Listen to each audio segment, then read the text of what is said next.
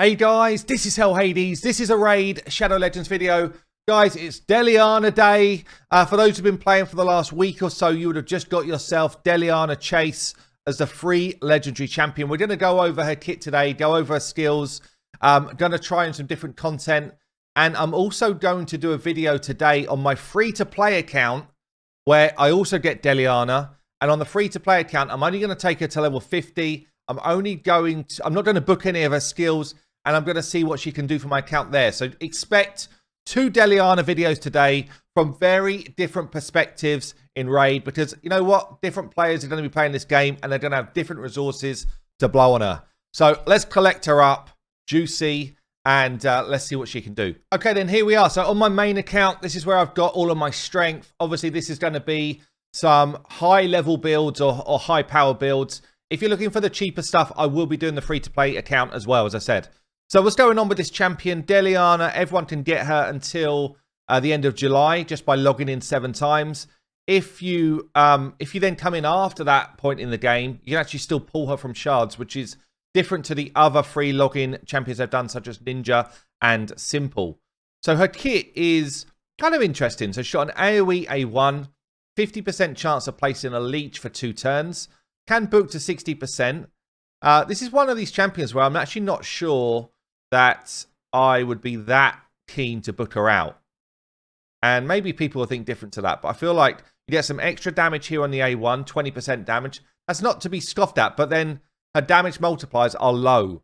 So she's got, based on the website here, we put all of this info on the website. She's got an average grading, which means she's in the bottom 50% of all hits on AoE abilities. It's ranked on AoE or single target, but bottom 50% on AoE 1, bottom 50% on single target 2, and bottom 50% on AoE 3. So none of her hits are going to be crazy good, which means that if you're booking for damage, it's kind of like pointless books, honestly. So really what you're saying here is, do I want an extra 10% chance to land my leech? And you know what? 60% instead of 50 is better. But an AoE leech on a 50-50 is already pretty damn solid for survivability, for dungeon running, for Hydra, so for Spider. Like, this is a pretty damn good A1. And I don't feel like the type of builds I would use on her, I don't feel like the damage is going to make any difference to me. So I probably wouldn't care about booking this A1 at all. The A2 is a single target. Now, where you start to get to, do I want books or not? It depends if you want to get cooldowns a lot of the time. So this one is going to place a decreased resistance debuff, which is very rare at the moment in Raid. It's extremely rare. There's like a few there's a handful of champions that can do this. The challenge you've got is you have to have accuracy to place decreased resistance. So if you're up against someone with extreme resistance, which is probably where you would use this, you will in turn need extreme accuracy to be able to do it. But certainly when we're talking about some of the hard level Doom Tower bosses, some of the high level Hydra stuff, this could be pretty damn good because it means that you can bring the rest of your team with a much lower accuracy requirement, perhaps therefore making them faster or hit harder, etc. I don't feel like, though, so if I want to see someone with decreased resistance, I actually want to see it say, and this ability does not need accuracy, so it will say this ability cannot be resisted. If we've got those two pairing together, then we've got a champion with an awesome decreased resistance debuff. But honestly, all in all, I would say this ability is the one I would consider turning off for a lot of content. And I feel like she might just be better for not using this ability. Unless you are extremely... it would be like a real niche case where it's like, this is what I want to happen, I think. So for the average player anyway, there'll be situations where it's like, this is what I want her for. But the majority of situations, I think it'll be you turn this off and you use her for the rest of her kits. So we've got our A3 here. It's another AoE. So we've got 2 attacks all enemies, which is really cool, actually. So this one can book to 100% chance of placing block buffs, which is a really strong ability in Faction Wars, Hydra, extremely strong in Hydra, Doom Tower waves. So this can be really cool. Also, heals all allies by 5% of their max HP for each block buff that goes out. That's pretty nice. It could be, if you're talking about Spider, that can be like a 50% heal. If you're talking about normal waves, you've got like a 20% heal. So that's pretty damn sweet as a healing mechanic. Plus block buffs goes out there, which is a great debuff to land. So it says here as well, fills this champion's turn meter by 10% for each block buff debuff attempted, even if it was blocked or resisted. So you could actually use this as just a straightforward turn meter filler. You know exactly the number of enemies you're going to be facing. Whether it lands or not, you're going to get 10% turn meter for each one of these, which means you just cycle back your abilities like really fast. So if you literally turn off the A2, you could just be going AoE leech, AoE leech, AoE leech, bam, back into this, like, and you will be almost like rifling out AoE abilities, which just, in my opinion, makes her totally set up to be a control champion. So you've got controlling with block buffs, you've got leech going out there to heal your team, and then you put her in a stun set or any sort of set which is going to have control on it, and I think she just becomes quite a nice control champion for your team. Certainly working your way through the mid game into end game stuff. If you do book her out, it makes it 100% chance to put block buffs out there. That's way better, by the way, if you're going to use her for Hydra. And that's where the kind of book use case comes in for me. Becomes one more cooldown on this, which is a great heal, and 100% chance to put the block buffs out there is way better than 75. But really, for me, unless you're proper end game, I don't think you care about this skill a lot. I don't think you care about landing books here. So you kind of really want your books to land here, which obviously you can't control, but that would be your preference. We've then got a really cool passive. So increase this champion's accuracy by 2 for every 1000 HP this champion has got. So if you can get her up, she's got a base HP of 20k. So for someone in endgame gear, you could probably get her up to 80k gear, 80k health, no problem. Yeah, so that's like 160 accuracy in the bag. It means you actually don't need to put accuracy gear on her at all and still get a really high level of accuracy to land her leech and land her block buffs. So that becomes really, really attractive. It means that you can build her in a different way to any other sort of champion that you would normally build. Active effect here as well. It's on a 4-turn. So it gives your team a strengthen, which is 25% pure damage mitigation, which can't be like stopped. 25% less damage you're going to take when she drops below 50% health. So all in all, I think her kit is pretty good. I think she's a progression type champion rather than an end game champion. But because of the way her kit rolls, I just feel like she is a control set freak. So because she's not going to be a damage dealer, and because I want her to be a control champion, you've got a couple of options, right? You can either go War Master, and that will give you damage as a main mastery. That will give you a form of damage which doesn't get affected by her being a weak hitting champion. Or I think most people, if you're going to use her to go through waves of content, go through bosses to kind of set up your damage dealers, I think most people take Fearsome Presence and run her in a stun set or a provoke set or something along those lines, and she just becomes your control whilst the rest of your team does their damage. Certainly, if I was to 6-star her almost like straight away, this is the one I would go for. So that's the one I'm going to build out today. Don't forget that she gains accuracy for health as well. So you don't really need to go like full accuracy tree like you would with someone else who's all about landing debuffs. You actually want to pump her health up, and then she gets accuracy in that way. And again, you can see, so on the website, hellhades.com, you can come and you can kind of read our summary, our kind of brief about what we think about this champion. And then at the bottom of every champion page, we have different mastery options, which is pretty much what I'm just talking about here, for both PvE content and PvP. But I think this kind of stun set carry is going to be the way you'd be best to build her. Now, when it comes to things like support tree masteries, it depends what you're doing. And this is what I always say, like, you can follow the website fine, but what are you going to do with this champion? Deliana, I'm deciding I'm not going to book Deliana out. I don't feel like she is worthy of my books. So what am I going to do? I'm actually going to get a turn meter feel here from Arcane Celerity, because I think that's going to help me out to cycle back around my abilities quicker. I'm also going to take Sniper, which gives me an extra 5% chance to land my block buffs, which gets me up to 80. So if I decided to book her fully out, I would never take that because she'd already be at 100. Although you could get a bit of a better chance to place the leech. But I would take Master Hexer to kind of extend the buff or the debuff that we were putting out. But in this situation, I'd rather get Sniper. I I like the idea of counter-attack masteries with retribution and deterrence because we want to try and get our A1 AoE away as often as we can. And fearsome presences gives us a better chance to land our stuns and stuff from our gear.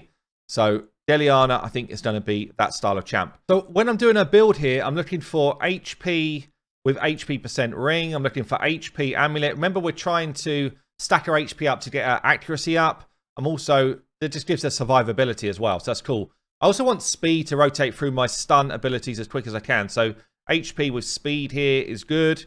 If we look at our main abilities or our main kit, I've got speed with some accuracy and health. We'd find a chest. I'm looking for an HP % chest in stun gear with speed and accuracy if I can find it. I don't care about things like the crit rate, because as I say, she doesn't really hit hard. HP % gloves, ideally with speed on it. If I got it in stun set, great. If not, I'll find like a speed gear. So that will be fine. We're then looking for one more kind of stun piece to fill the gap. So we're going to go speed and HP % together. Looking for a stun piece.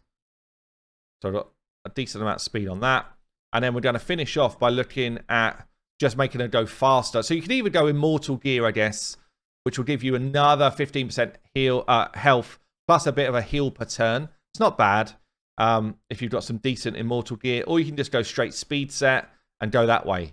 But really, I mean, I've not stolen gear off any of my other champions. This is gear that I've got.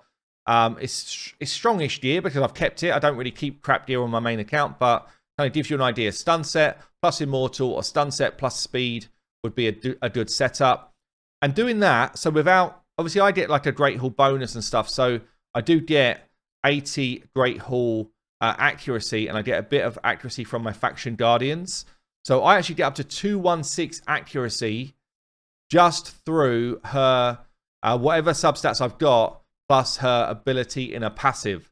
So I've got really where I need to be for most endgame content, or most endgame dungeons at least, and faction wars and stuff like that, just through gear, without using accuracy as a substat at all. If you can't quite get there, then just find some more accuracy rolls alongside this kind of stuff you're doing. Maybe your last two pieces should be perception to give you that 40 accuracy. But you can see here, I'm nearly at 100k health. I've got an okay amount of defense. We've got some good speed, and I've got some accuracy to do her stuff, really without like stealing off of anyone else or anything else like that. So it kind of shows how powerful she can be as a kind of carry type champion. So let's get into some content. Okay, so I've pulled together a Spider 20 team here using Deliana as kind of like I guess a stun ability control champion, but also someone who's going to bring healing to your team. So we've got Deliana in the mix. I've turned off our A2. Soul Bond is going to be a champion that basically drops turn meter against the main Spider and has got a chance of some big hits as well. She's also got a AoE A1, so I put her in a second stun set, which means I've got double stuns. Geomancer's going to be our tank, so Spiderlings are going to focus themselves onto this negative affinity champion. Deliana's also negative affinity, but because Deliana's going to have a lot more health than Geo, the Spiderlings will just funnel straight into Geomancer. Not that it kind of needs to be that way around, it could be either way around. Geomancer's going to be our damage though. Hydra is in here as a speed champion, and then Armada's in here to drop turn meter on the main boss. So here we go. I mean, what's quite nice here, Deliana just being able to throw stuns out, you know, and leeches out willy-nilly makes it very easy to kind of get both control away plus a form of healing. So we get some nice hits from Armada. We get turn meter control coming in from Hydra.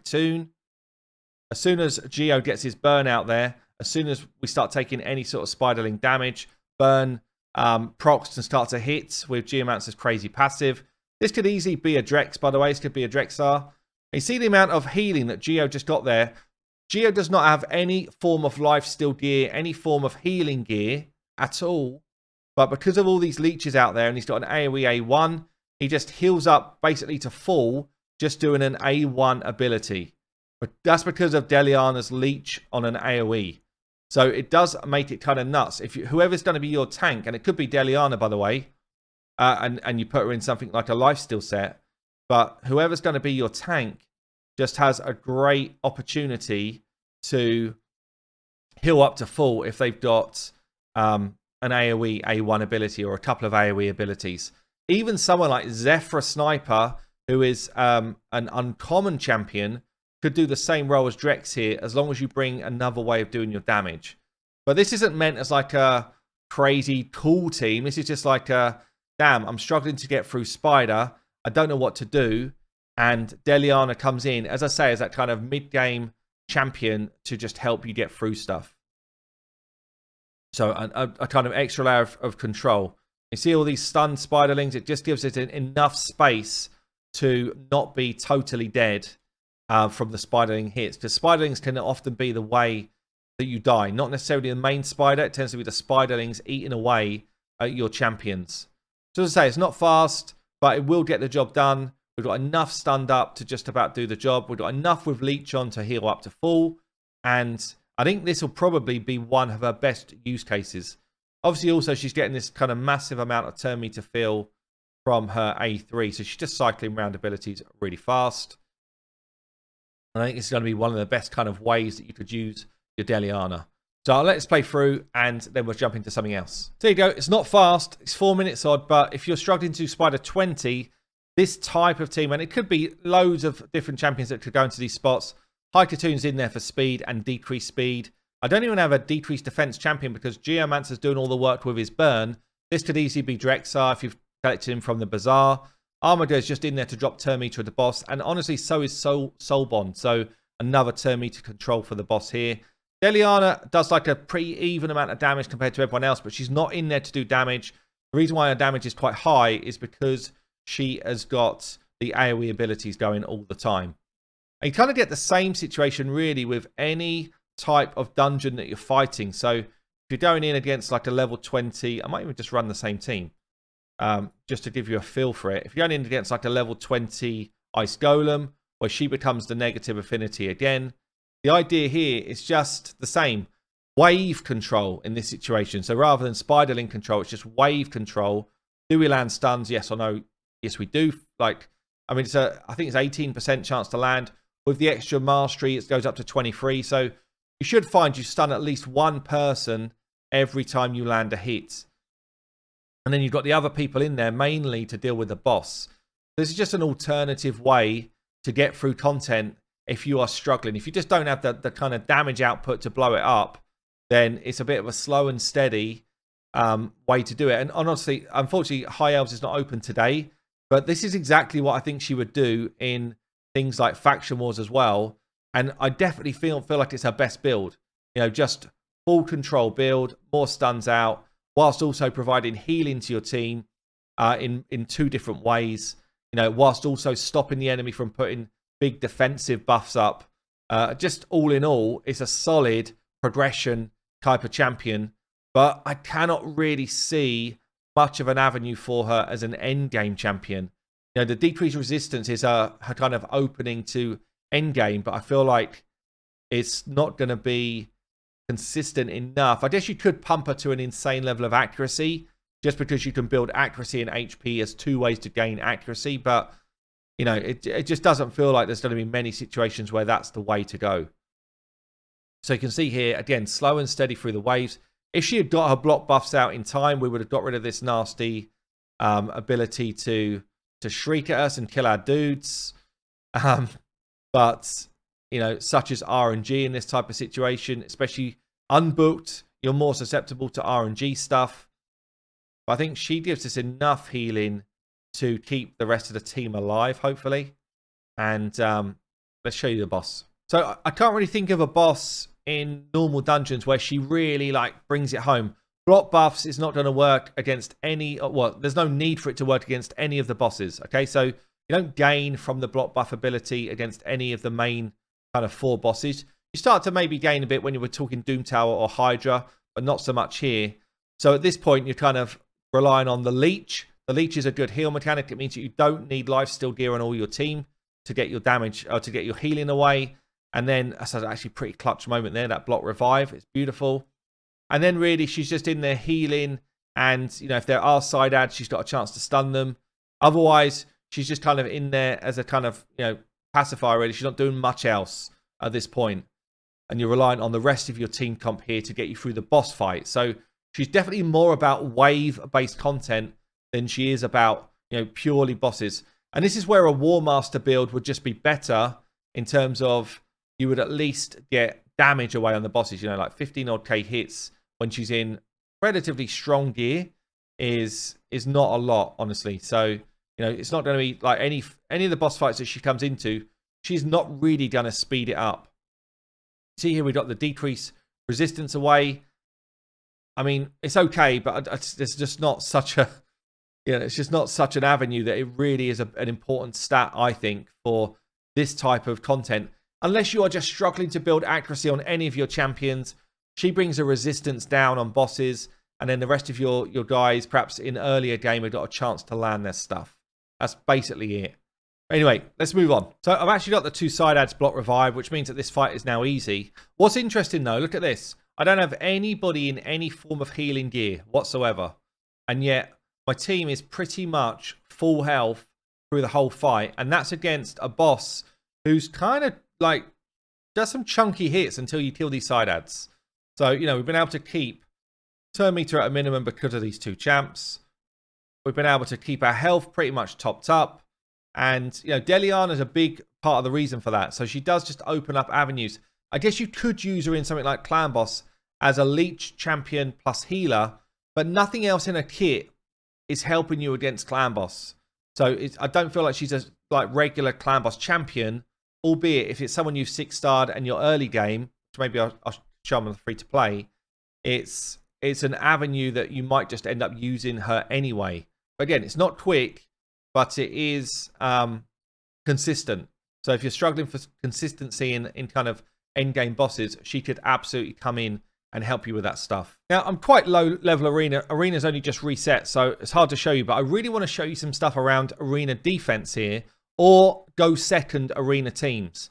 So Deliana has got a really interesting part of her passive. So when she takes a hit that's going to drop her below 50% health, she throws strengthen out to the rest of the team. Now, this is quite an interesting mechanic. It's similar to what Kyuku and Seeker do. If she is at the front order of your team, so she is your leader, if she gets hit below 50% health, the rest of your team will get strengthened before they get hit, even if everybody's being hit by an AoE hit at the same time. What that means is it becomes extremely difficult to kill the rest of your team because they're all straight up taking 25% less damage. If you then pair it with someone like a Kyuku or a Seeker, that then is in slot 2 on your team, they're then spreading increased defense to the rest of your team. And then all well and good, you should have a good chance of actually withstanding any sort of hit. I want to slow this down, so I'm hoping that this Hedgie is built to do some damage. See if we can show it off. We didn't, but we did get the increased defense up from Kyuku because it was a crit, even though it was a weak one. Is this Trunda going to do any work? I've already got my increased defense up. Solus does the job, and we didn't even get a big old hit to do the job. Might just be because I'm way too low arena here, but I'm basically built to go second against all of these teams. We'll try a few. So let's hope this Trunda has got some bones about her. What are you doing, Trunda? But they see, like, so we've dropped to less than 50%. We have got a strengthen and increased defense up. Even with decreased defense on us, we've withstanded the Trunda smack. And then it's about, could you get that Solus to get his ability away? We've actually got fear on us, which could be a shocker. He's even got decreased defense on him. Don't kill him. Don't kill him. Let him have a turn. Oh, it's brutal. It's brutal. Are we going to get it away? We do. And, I mean, is it like a foolproof, like, definite you're going to win? No. But it does just give you a chance at, like, a go-second team. Calvalax is literally in there to throw debuffs out, by the way, in this sort of comp, because I want Solus to do more damage. Let's see. So, again, we get a decreased defense on us. The slap comes in. Didn't actually 50% us, so it wasn't enough of a slap to cause the damage. There's the strengthen. There's the increased defense. There's the strengthen over here. We're extremely difficult to kill now. And then pop, Solus steps up. So, look, is it like a foolproof setup? Am I fighting the best people in the world? No. And no. But I tell you what, if you're struggling with Arena and you really just cannot get enough speed on your champions to go first, she does definitely give us an opportunity to get stuff away. If anything, I've probably got too much defense in her build right now, and the defense is stopping me from getting that strengthen buff up before other people. You see, like, she's like tankier than my Solus right now. So maybe even better would be to pair her, instead of a Solus, with someone like a Magnar, high HP champion, or a Mountain King that's just going to come in and kind of pop people. But there's definitely some kind of strats that could be used with Deliana for go second arena teams. Again, it's not going to be end game stuff, but it's more mid game progressional type stuff. So last thing I'm going to do for this video is show in Hydra. I've just changed her up into speed gear. I've changed the Masteries to War Master because I'm not going to need that benefit of stun set. And I kind of just pulled together a bit of a mishmash team here. So we've got the Drex in for our burn. We've got Husk in for our enemy max HP skill plus a provoke. We've got Stag Knight in here for decreased defense and attack. Sylar in for decreased speed. Vivalda the Thorn for those who just got him. Good provoke champion now to deal with the Head of Decay. And Deliana's really part of our healing alongside the leech that she does, alongside Bivald or the Fawn. So the main thing here is to try and get our debuffs away as quick as we can. Decreased speed's important. Try and get decreased defense out there. Block buffs is actually really good from Deliana on Hydra. So block buffs, again, I've not booked her. I've not changed the stuff that I've shown you earlier. And booking her would make this more just better, really. But you do want to try and stop this Head of Mischief stealing buffs away. Not that I've got a lot of buffs in my team, honestly. My team's fairly buff light, if you like. We get our enemy max HP still out. Look at that big hit there from Husk. And we can do whatever we want, really, with Bivald. So I could do stuff like AoE, try and provoke. So I really want to land a provoke here.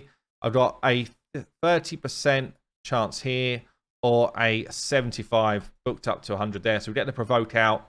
We get our debuffs out. And honestly, at this point here, I'm just kind of hitting auto, but auto with a kind of added level of I want to semi-control it. So I actually want to try and kill, even though we can provoke him now, I want to try and kill this head with lower base defense as much as I can. And I want to try and make sure that we keep the provokes up. So as we take hits, the burns go out there from Drex. Drex becomes a big part of our damage. Obviously, we've got heal issue, not heal issue, we've got a fear issue from this Head of Torment. I can't do much about that, unfortunately. The Head of Torment just is what it is, unless you throw in a Shamal or unless you throw in a Duchess. The main thing really is to not target it, although he is one of the easiest to kill. So kind of like, yeah, a bit of a double-edged sword, really. But there's not many buffs that they're going to steal from this style of team anyway. So it's just a kind of rinse and repeat, full auto, really. And I think she does become a really strong champion to help you try and beat at least normal Hydra. Probably she can play up to hard or even kind of brutal Hydra, honestly. But I don't know. I think probably if you're fighting that level, you've probably got slightly stronger setups anyway. You see quite easily now, I mean, they changed Hydra a lot. Quite easily, we're blowing up heads now. Yeah, it's really not taking a lot of work to blow up heads. And if you've got the right sort of level of control coming in, there shouldn't be a reason, especially on this rotation with Deliana coming in, that especially if you've got Bivald as well. Bivald actually becomes pretty strong here. Shouldn't be a reason why you can't get that kind of chest on normal. I even got a chest on my free-to-play on normal this week. And my free-to-play is extremely kind of weak. And when I say semi-auto, this is kind of where you switch now. And someone's been eaten, so we try and rescue the person that's been eaten. And that's kind of what you want to do. Get burns out there where you can as well. But I think for this sort of content, Deliana is probably really what she's been made for. It's kind of where... I'll switch that back round now because this one is coming out for sure. Are you already out? Yeah, there you go. And then we switch it back round to try and make sure that this head gets provoked up again. Yeah. So I feel like Deliana was basically made as a Hydra champion. She's got all of the kind of main aspects for being a Hydra champion. Just feels like this is really what she was kind of brought into the game for. We didn't manage to get a provoke away. We've got the decreased resistance spreading out here. It's gone away now. But I guess, you know, it helps teams to get their abilities away, especially if you're earlier game. But, yeah, I can't see too many people relying on it for most content in the game. But there you go, guys. That's going to be a wrap-up of my Deliana showcase. I think she is a fantastic progression-based legendary champion. I can't really see her playing in a ton of endgames unless we're talking potentially that kind of go second arena team, or unless someone specifically needs that decreased resistance to help them with higher level Doom Tower bosses. But honestly, I don't think that's going to be our main use case. I think it's going to be for accounts that are either newer or trying to progress through raid. And at that point, I think she's solid, actually. Healing, control, another form of healing, block buffs, all good abilities, but nothing too sexy. So there you go, guys. I've been Hell Hades. That's been Deliana Chase. I will see you later.